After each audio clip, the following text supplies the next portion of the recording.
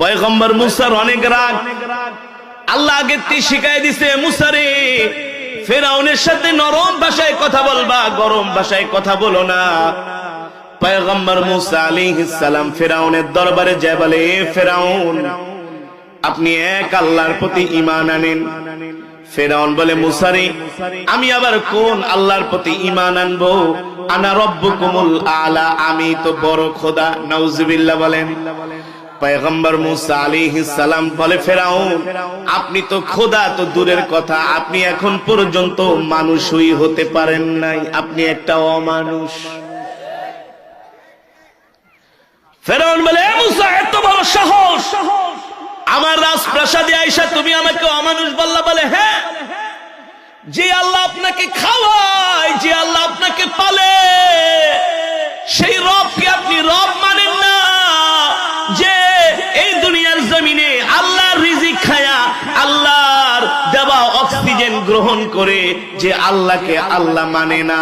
আল্লাহ বলতেছেন, উলাইকা কাল আনআমি বাল হুম আদাল, তারা চতুষ্পদ জন্তুর চাইতে আরো নিকৃষ্ট।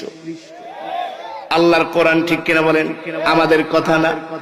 পয়গম্বর মুসা বলে, ফেরাউন আপনি এখন পর্যন্ত মানুষই হইতে পারেন নাই, আপনি তো খোদা হবেন দূরের কথা। ফেরাউন ডাক দিয়া বলে, মুসা রে মুখ সামলে কথা বলো, তুমি কি আমার ক্ষমতা সম্বন্ধে জানো না? মুসা আলাইহিস সালাম বলে, আমি আপনার ক্ষমতা সম্বন্ধে জানি, আপনি কি আমাকে চিনেন না? আমি কিন্তু আপনাকে ছোটবেলায় একটা থাপ্পড় মারছিলাম। কথা বলেন, কথা বলেন। পয়গম্বর মুসা ছোটবেলায় ফেরাউনকে, তাও বাম হাত দিয়া, কোন হাত দিয়া? পয়গম্বরকে চুমু দিতে গিয়েছিলেন। আল্লাহ তাআলা বলে, দেখ আমার ক্ষমতা, আমার কারিশমা কাকে বলে।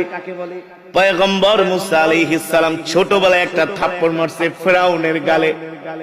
পয়গম্বর মুসা বলে, শোনেন ফেরাউন, শুধু আল্লাহ আমাকে বলে দিছে, ফাকুলা লাহু কাওলাল লাইয়িনাল লাআল্লাহু ইয়াতাযাক্কারু আও ইয়াখশা। মুসা রে তুমি যায়া ফেরাউনের সাথে নরম ভাষায় কথা বইলো, হইতে পারে নরম ভাষার কথা শুইনা সে দিনের প্রতি আসতে পারে। এই কারণে এ ফেরাউন আমি আপনার সাথে নরম ভাষায় কথা বলছি, নরম ভাষায় কথা বলছি দেখাই আপনি দুর্বলতা ভাববেন না, এটা আপনার ভুল ধারণা। ঠিক কিনা বলেন? এটা আপনার কি ধারণা? ভুল ধারণা। পয়গম্বর মুসা আলাইহিস সালামকে ফেরাউন উদ্দেশ্য করে বলে, আরেকটা যদি তুমি আমাকে তোমার রবের সম্বন্ধে কথা বলো, আমি তোমাকে শেষ করে দিব।